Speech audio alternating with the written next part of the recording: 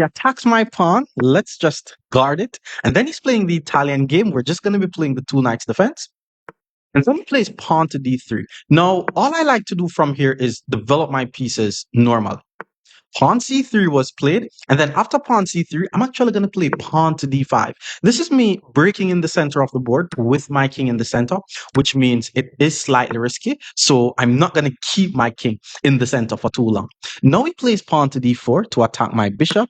Let's just take, that's fine, because once he takes, I'm able to play the move bishop to b4, checking the king, and it doesn't really matter what his next move is.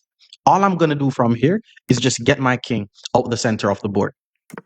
So he also got his king out the center of the board, and I have two attackers on c3. He only has one defender, but I don't want to be too greedy here. So I'm just going to play the move knight back to b6 and attack his bishop. And then once he moves the bishop, I'm going to finish the rest of my development.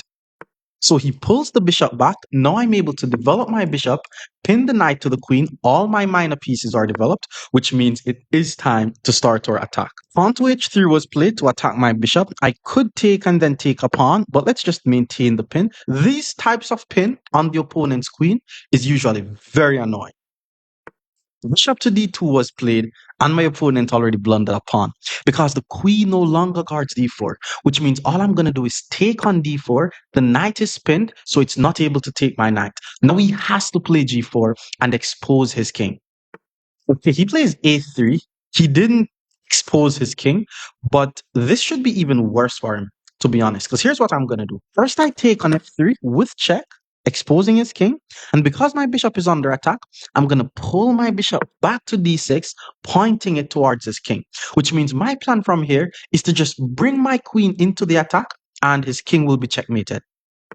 Knight e4 was played, not bad. He is attacking my bishop. Let's play queen to h4, just bringing more pieces in the attack. I'm attacking his unprotected pawn on h3. Now look on this. He decides to take my bishop. I'm not even going to take back the knight. I'm actually going to simply take on h3 because if he tries to be greedy and move away his knight, I'm going to be able to take on f3, which attacks the queen and threaten a checkmate at the same time. Yeah, he tried to be greedy, which means now he's forced to sacrifice his queen. Because once I take on f3, he has to take, otherwise he's just going to be getting checkmated on h1. Well, he didn't move away his queen. He thought he's preventing checkmate on h1, but it's just a checkmate. Follow for more videos like these.